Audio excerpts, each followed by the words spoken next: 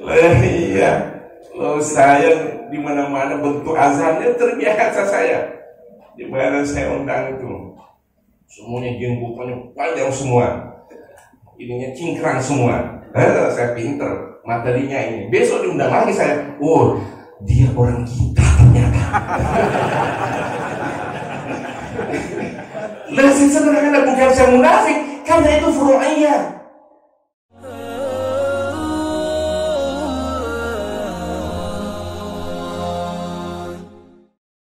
Hadirin dan hadirat yang insya Allah semuanya dimuliakan oleh Allah Subhanahu wa Ta'ala. Tadi saya ngikutin pengajian guru kita yang terdetik dalam pemikiran saya bukan materinya. Ada kata-kata yang menarik tadi bahwa masalah sholat Jumat bukan sebenarnya masalah azan. Mau satu, mau dua, itu bukan menjadi masalah. Namun itu adalah di saat pelaksanaan sholat Jumat dan khutbah Jumat. Kemarin saya di Cianjur karena istri kurang sehat, terapi. Saya sholat Jumat, akhirnya di Cianjur. Ada yang menarik, si khotib itu sebelum khotib naik, lalu dia Bilal sebelum azan mengutip sebuah ayat, sebuah hadis, maaf. Idza sha'idal khatibu 'alal mimbar fala yatakallamanna ahadukum. Tapi sebelumnya ada ucapan, kalau ini kan sering kita dengar, tapi dengan pakai bahasa Arab, dia menyampaikan, mengingatkan, ayyuhal muslimun, ya ma'syaral muslimin, kata beliau, ini si Bilal, innal khutbataini taqumu maqama rak'ataini minadh-dhuhr. Ini kata-kata indah sekali ini. Saya baru kali itu saya dengar. Artinya apa? Ngingetin kita, ya ma'syaral muslimin, wahai semua kaum muslimin, i'lamu, ketahuilah bahwa sesungguhnya dua khutbah itu pada hakikatnya menduduki 2 rakaat dari sholat zuhur. Ini cakep banget ini. Cuman saya nggak tahu kira-kira yang sholat Jumat itu ngerti bahasa Arab apa enggak. Nah itu tadi kan masalahnya, tadi Kemal Husin kan itu tuh azan masih ada makan untuk mie. Sekalipun kita sampaikan masalahnya, dia nggak paham bahasa Arab. Artinya apa ini? Bahwa sesungguhnya di sholat Jumat itu kan menggantikan sholat duhur ya. Sholat duhur 5 rakaat apa 2 rakaat?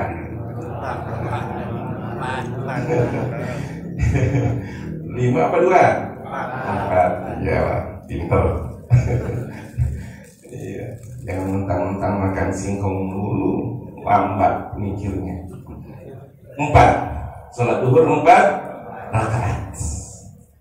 Ini si Bilal mengatakan bahwa sesungguhnya sholat Jumat itu ada 2 khutbah. Khutbah ini itu menduduki atau sebagai pengganti 2 rakaat. Sholat Jumat 4 apa 2? 2 kan? Berarti 2 berikutnya itu adalah khutbatain. 2 khutbah. Nah, jadi sebenarnya nggak usah bahas hadisnya. Orang sholat boleh ngomong nggak? Boleh macam-macam nggak? Ini saya agak sedikit memberikan komentar. Ada masjid saya pernah lewat, pernah ikut. Di saat udah khatib naik, baru kotak trombol itu lewat. Ada nggak yang begitu? kita ini beneran. Yang bagus itu, saya banyak masjid-masjid di Ciganjur ini, sebelum Bilal memulai kan selawat dulu ya. Tuh yang bener. Yang bener. Kalau udah khotib itu sampai kalau perlu gerakan itu tuh nggak ada lagi. Li'annal khutbataini taqumani maqama raka'atain dhuhr. Karena dua khutbah itu pada hakikatnya adalah apa? Menduduki 2 rakaat dari sholat duhur. Jadi gak ada gerakan. Gak ada gerakan. Sekarang pertanyaannya, kalau tidur gimana? Nanya ke Markus itu. Soalnya banyak kan ya. Iya. Ini kalau udah sholat Jumat, istirahatnya itu waktu khutbah. Benar. Makanya saya tidak pernah lihat negara Islam di Arab Jumat itu kerja. Gak ada. Coba dari mana ayo? Gak ada.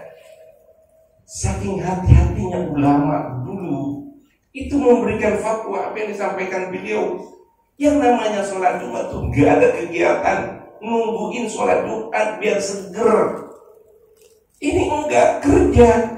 Buat istirahatnya di saat mendengarkan khutbah. Akhirnya apa? Ada apa enggak? Ada enggak? Di sini ada enggak sini? Dikit. Tuh, ya kan? Ya Allah. Sampai Allah, coba lihat, sampai Allah abadikan surahnya dari 114 menyebut suratul Jum'ah. Menunjukkan apa? Karena pentingnya.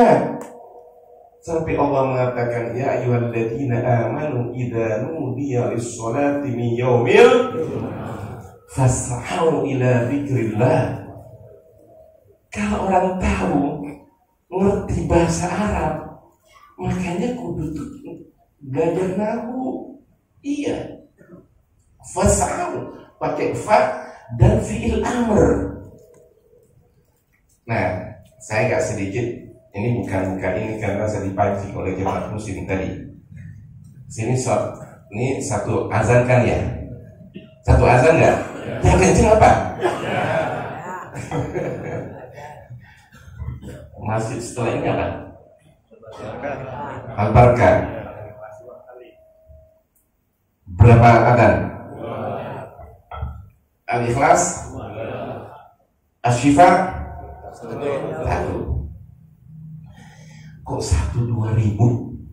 Di Maroko saya 7 tahun di sono, saya temuin azan 3 kali.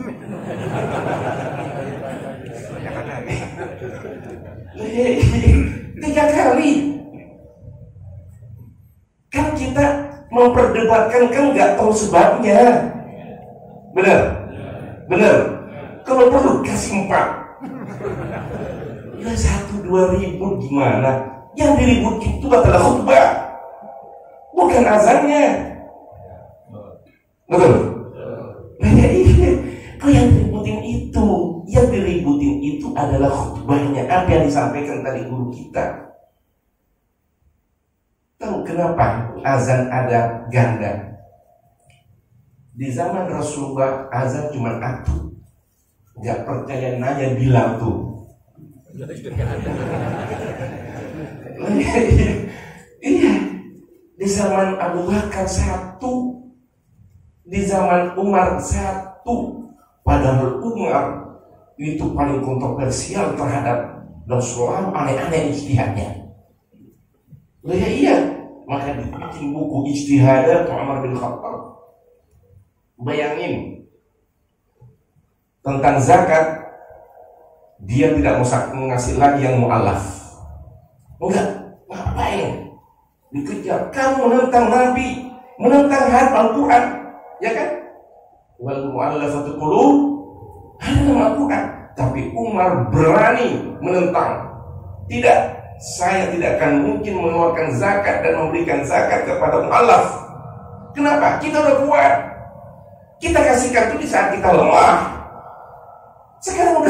semuanya orang mau mondok-mondok masuk Islam, ngapain lagi? Itu artinya apa? Memahami maqasid syariah, tujuan daripada disyariatkan. Kita kan baru sampai ke fikih, belum sampai ke usul fikih, belum sampai ke maqasid syariah. Umar bin Khattab memahami maqasid syariah sehingga berani merubah berijtihad bertentangan dengan Al-Quran dan Sunnah. Bertentangan enggak pada hakikatnya kalau paham. Barulah Umar bin Khattab enggak berani menambah azan, enggak berani. Kenapa? Enggak ada maqasidnya. Yang melatar belakang itu enggak ada. Barulah Utsman bin Affan menambahkan azan. Kenapa? Karena udah mulai banyak yang datang, mulai banyak, wah masih lama belum azan, ya udah daftar ke masjid. Utsman pinter, oh kamu berarti mau ke masjid nunggu azan ya, makanya jam 10 udah azan. Paham? Iya. Kira-kira di zaman Utsman aja tambah satu azan, di zaman sekarang gimana nih? Banyak lagi mestinya. Ya gitulah. Sampai di sini dipahami? Karena kondisi yang berbeda. Ada tujuan di saat itu. Maka Ibnu Qayyim mengatakan, innal ahkama tataghayyaru bi taghayyuril amkinati wal azminati wal ahwal. Hukum Islam itu dinamis. Hukum Islam itu fleksibel. Ya, ada ayat Al-Quran, la ijtihada fi manasin nas. Kita tidak akan mungkin bisa berijtihad kalau ada nasnya. Sekarang saya nanya, yang nyuruh azan 1, nyuruh azan 2, azan 3, ada nasnya enggak? Ada enggak? Enggak ada. Cuman kita pahami, idza nudiya lis-sholati min yaumil jum'ati fas'au ila dzikrillah. Ini maksudnya. Artinya apa? Hati-hati terhadap azan. Kalau udah azan, semua kegiatan diharamkan oleh Allah, dosa. Makanya pintar Utsman bin Affan supaya jangan terlambat azannya, diazanin lagi. Semoga seperti kalau terlambat dikit, oh ternyata masih ada azan kedua. Ayo, enakan azan 2 azan 1. Itu nolong kita. Ya iya. Akhirnya besok-besok udah tambah dari sini jam 10 ya. Lah ya iya, kita kan lalai kan. Belum azan kan begitu kan ya. Belum azan. Tapi udah canggih sekarang pakai HP. Ya kan? Jadi diapain, diakalin gitu loh. Ya kan? Itulah sebenarnya yang saya ingin titik bawah, menggarisbawahi. Permasalahan khilafiyah itu bukan mengeluarkan kita dari Islam. Jadi masalah khilafiyah tidak boleh kita mengatakan dia berbeda dengan saya, dia kafir, dalam Qur'an enggak ada. Maka saya katakan Asyakirin ini satu azan benar. Ya. Cuman saya nggak pernah jadi undang khotib di sini. Ini nawarin nih. Iya. Loh, saya di mana-mana bentuk azannya terbiasa saya.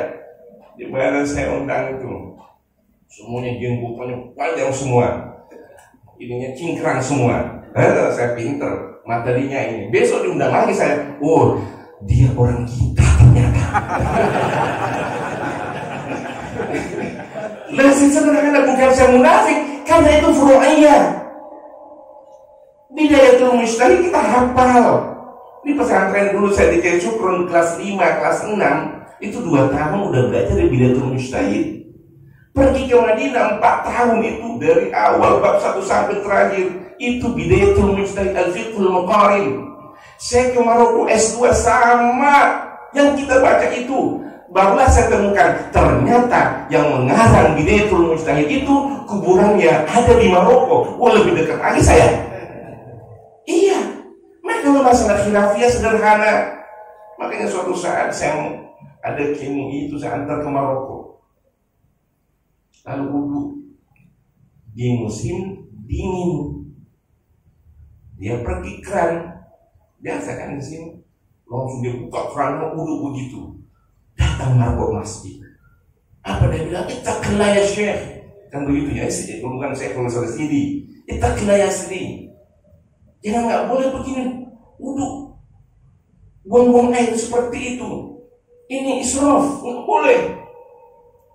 Dia agak sedikit paham kan? Kenapa nggak boleh? Lalu diambilin gayung kecil gitu, ember kecil. Ini wudhu begini nih, nggak paham-paham juga. Dikobok begini, kan begini wudhunya, kan kecil. Cuman ini aja. Apa dia bilang? Ini kan pintar. Fatul Qorib hafal, yang Tolibin hafal. Apa dia bilang? Itu nggak mustakmal. Ribut kan? Ayo, coba kalau belajar Bidatul Mujtahid sederhana. Oh, madhab Maliki itu tidak mengenal dengan air mustakmal. Kalau Imam Syafi'i mengenal dengan ma'ul mus. Apa nggak punya dalil? Punya semuanya. Iya kan? Akhirnya apa? Ya saya datang, saya bermadhab Syafi'i, tapi pernah belajar di Maroko Maliki. Akhirnya saya jelasin, Kiai, maaf, di sini air itu lebih mahal daripada bensin. Lah di Mekah, siapa yang mau berangkat haji tahun ini? Ada? Coba nanya, berapa harga bensin? Satu rial itu 1,5 atau 9 liter. 4.000 dapat. Pertama kita kan sampah kita dikirim ke sini. Minyak kita yang bagus dikirim ke luar negeri, lalu beli yang jelek, nggak laku lagi di sono, baru kita jelek. Itu pun masih dikatakan Pertamax. Lalu minyaknya Saudi itu dibilang apa itu? Iya, itu murahnya bukan main. Tapi pergilah Aqua, nggak ada Aqua di sana. Ya kan apa di Indonesia doang. Nggak tahu apa Zam-Zam apa yang namanya itu. Ya, Talamak Zam-Zam. Satu ini itu cuma 30, berarti kalau 1 liter itu dibagi 3. Harganya berapa? 4.000. Berarti kalau beli 1 liter harganya sekitar 13.000. Itu harga air. Harga bensin cuman 3.000-an. Mahalan mana? Bensin apa air?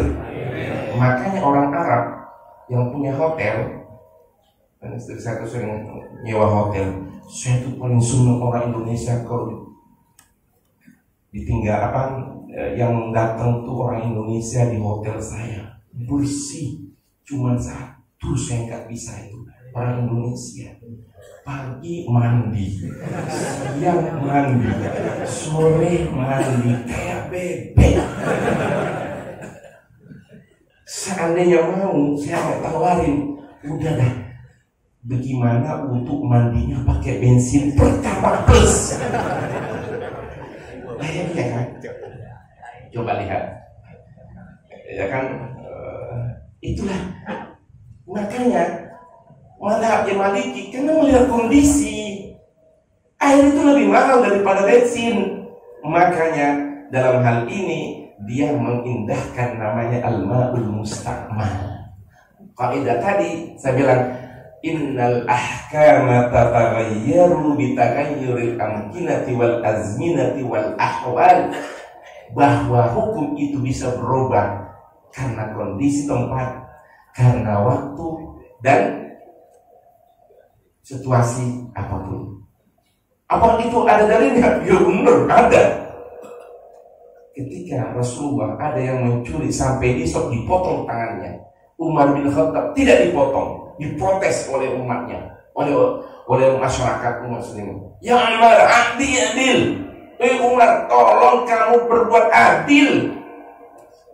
Coba lihat, berbuat adil. Apa kata Umar? Saya udah berbuat adil. Kenapa di zaman Nabi itu yang sudah mengambil sampai nisabnya dipotong tangannya, kamu kok enggak? Apa kata Umar? Betul, Nabi memotong tangannya orang yang nyolong sampai nisab, saya tidak memotong. Karena kondisi yang nyolong ini berbeda dengan di zaman Nabi. Itu namanya hukum. Akhirnya apa? Tidak dipotong tangan. Kenapa? Karena terjadi pencurian itu karena dalam kondisi amul maja'ah, zaman paceklik, krisis ekonomi. Kalau kita COVID lah, makanya kemarin kenapa nggak nyolong waktu COVID?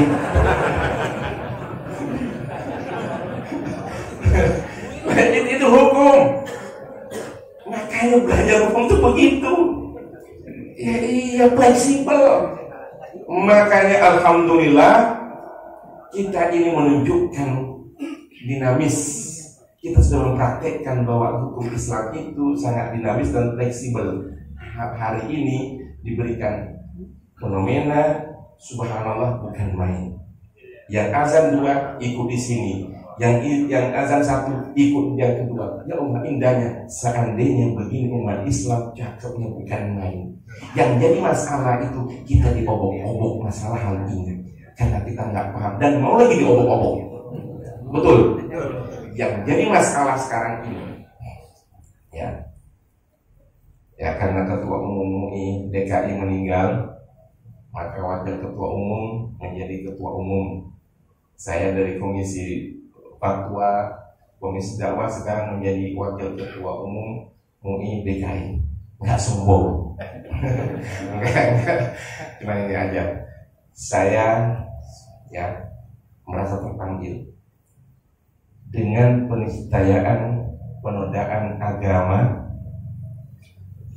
Kalau kemarin Ahok yang masalah sih ya, karena itu digoreng politik ramai banget ya. Waduh, itu bergilit-gilit itu. Kita demo kan, betul. Kok sekarang melebihi? Kok diem aja ya? Itu yang saya kok bingung. Cuman satu ayat doang yang dilecehkan, penafsiran doang. Karena tahun politik di saat itu ramai banget. Sampai saya ikut-ikutan di saat itu. Ini lebih bahaya. Saya akhirnya berkuar-kuar karena dia mengatasnamakan sebagai pimpinan pondok pesantren. Ini mestinya umat Islam harus terpanggil. Tahu statementnya? Apa dia bilang? Kalau membaca ayat Al-Quran, umpamanya mau nyebutin Bismillahirrahmanirrahim, ya ayyuhalladzina amanu idza qumtum ila sholati faghsilu wujuhakum. Banyak. Kata beliau, apa? Jangan mengatakan qala Allah Ta'ala, tapi katakan ada sabda Nabi dari Allah Subhanahu wa Ta'ala. Artinya apa? Mushaf yang kita baca, al-muta'abbidun bitilawati yang kita sakralkan, mau megang aja kita harus wudu. Dia mengatakan bahwa itu bukan kalamullah, bukan ucapan Allah, bukan firman Allah. Bahasa kasarnya sebenarnya itu kan dihalusin. Kasarnya apa? Bahwa Al-Quran itu adalah karangan Nabi besar Muhammad SAW. Nah, itu yang ingin sampaikan, ya kan? Ini melebihi daripada apa yang dilakukan oleh Ahok. Ahok itu enggak. Kok kita ini udah penodaan, pelecehan. Saya katakan ini adalah pelecehan. Iya. Kalau masalah kecil nggak masalah. Ini masalah yang besar. Dan bagaimana diucapkan mengambil simbol sebagai pimpinan pondok pesantren. Maka saya merasa yang punya pesantren dan saya di MUI ini sangat tersinggung sekali dan marah. Marahnya nggak mesti harus ini. Makanya sebagai MUI saya ingin menjaga akidah yang semacam ini. Al-Quran, ingat, Allah udah paham Inna nahnu nazzalna dzikra wa inna lahu. Kitab-kitab samawi Allah tidak menjaganya, makanya berubah. Taurat demikian halnya berubah, Zabur berubah, Injil berubah. Injil,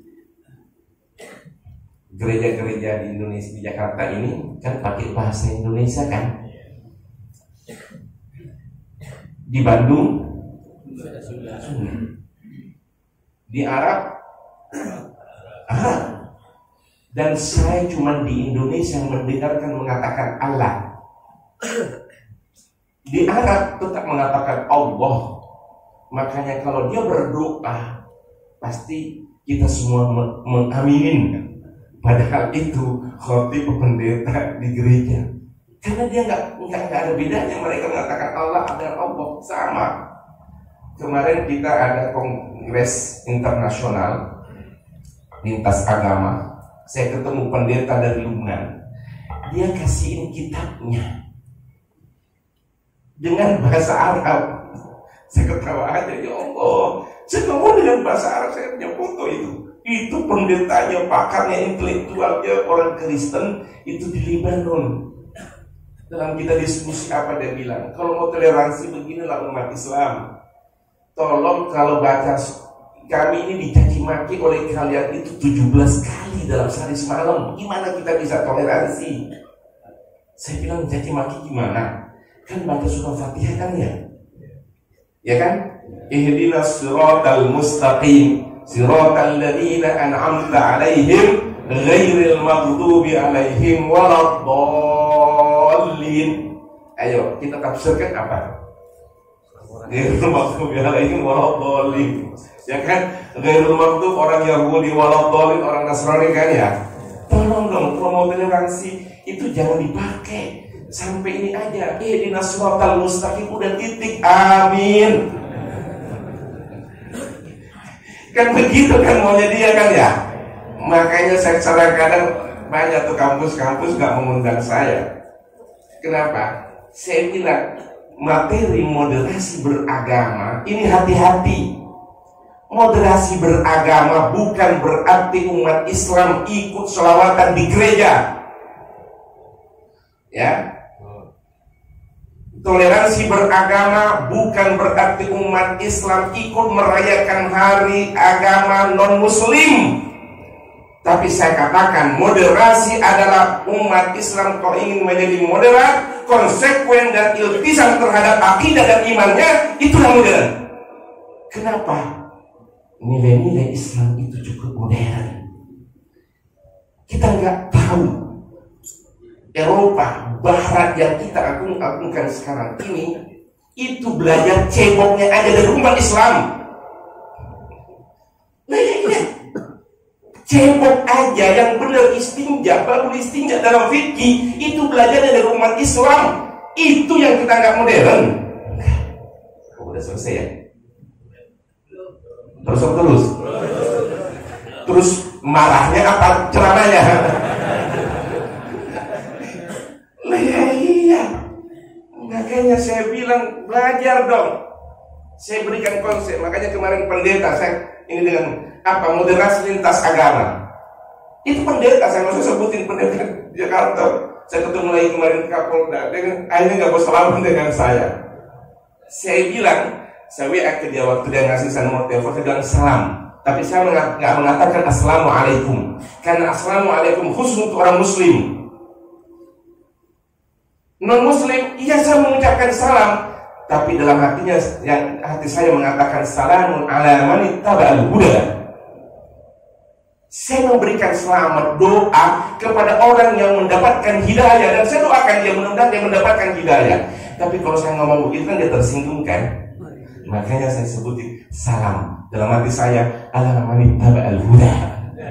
Dia senangnya bukan main. Alhamdulillah ini Ustaz dia mudirat. Wah, ya kan?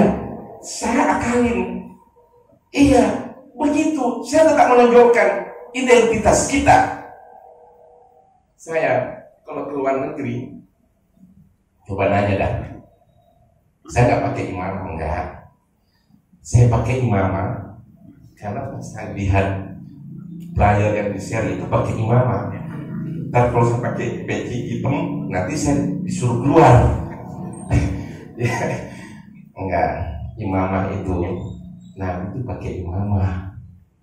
Ya, saya nggak tahu, hampir semua guru-guru itu saya diijazahin imamah. Dari guru saya di Indonesia, dari Yaman, dari Mesir, dari Maroko, dari Syria, itu saya selalu dikasihkan imamah. Ya, itu nggak usah panjang itu ini semuanya. Saya kalau ke luar negeri, saya tetap pakai peci itu. Nih,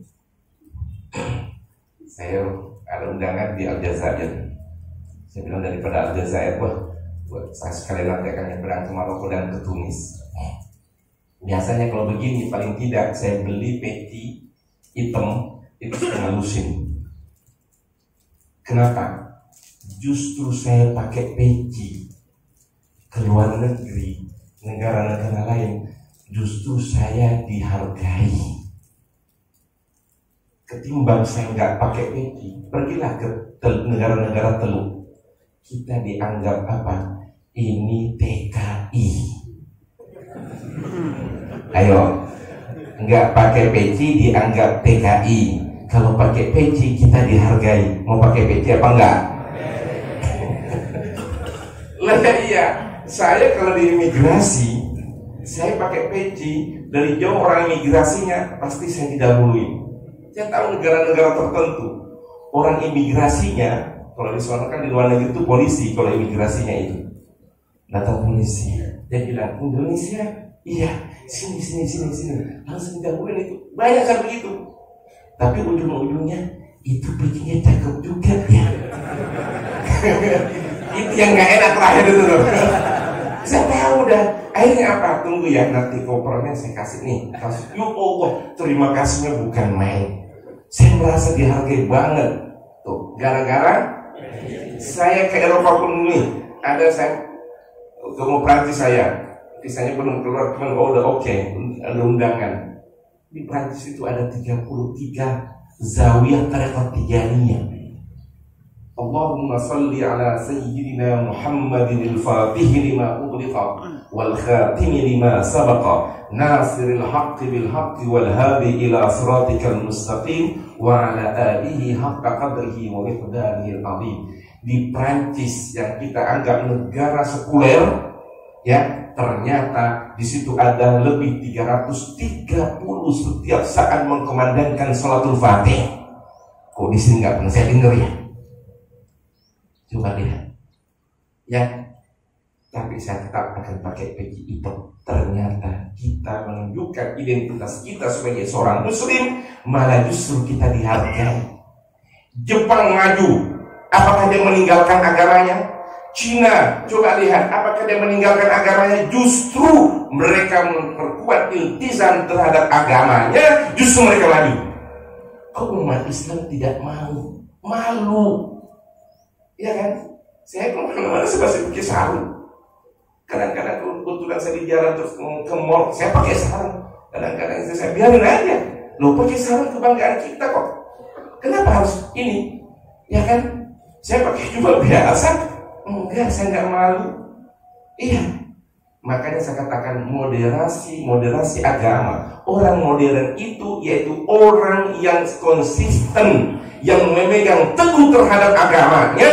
Itulah moderat. Kenapa? Karena Islam penuh syarat dengan nilai-nilai moderat. Moderat sekali sebenarnya. Wah, udah. Marahnya belum sempurna ini. Ya udah, berikutnya ya. Nah, yang saya ingin sampaikan sekali lagi, jangan umat Islam ini diadu domba. Masalah furu'iyah bukan jadi masalah. Ya, makanya tadi saya bilang, cuman asyakirin saja nggak mengundang saya khutbah. Memang nggak bisa saya acara Muhammadiyah, bisa. Lo di MUI itu kan kumpulan semua, bahkan LDI ada, tapi mau dikeluarin itu. Oh enggak, itu waktu MUI pusat. LDI ada, Al-Wasliyah ada, Muhammadiyah. Yang paling dekat dengan itu tuh Muhammadiyah. Satu seperguruan. Kok kita berantem gimana sih? Ya berarti kita gak paham ke Muhammadiyah, kita gak paham ke NU-an. Iya, sama gurunya. Ya, maka itu bukan jadi masalah. Yang jadi permasalahan umat ini itu adalah apa? Coba penistaan agama yang dilakukan seperti itu. 337.000 pondok pesantren di Indonesia dengan ulahnya membuat presiden kurang baik terhadap pondok pesantren. Karena saya tahu sasarannya sebenarnya pondasi pasaknya umat Islam di Indonesia ini adalah pondok pesantren. Kalau ini udah hancurin, hancurlah umat Islam di Indonesia. Iya, itu sebenarnya saya melihat ke situ. Makanya jangan diadu domba. Betul. Ya, kita bersyukurlah. Memang peran-peran ulama, peran-peran kita itu dari ambil alih banyak pemerintah. Ya, dikit aja. Tentang pernikahan kan. Dulu siapa yang ngambil? Penghulu apa? Kiai. Iya, makanya dulu jobnya banyak kiai itu. Ya kan? Pak Karno yang ngambilin siapa? Yang pertama loh. Istri pertamanya siapa? Inggit bukan. Sebelumnya. Hah? Istrinya Pak Karno berapa? Banyak. Itu pemimpin kita itu. Kudu dicontoh. Waduh, ahli di bawah ya. Iya, itu dikawinin oleh ulama, bukan KUA, bukan penghulu.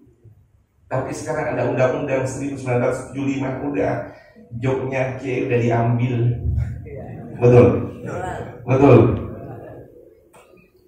Apalagi dulu masalah zakat, siapa yang bagiin?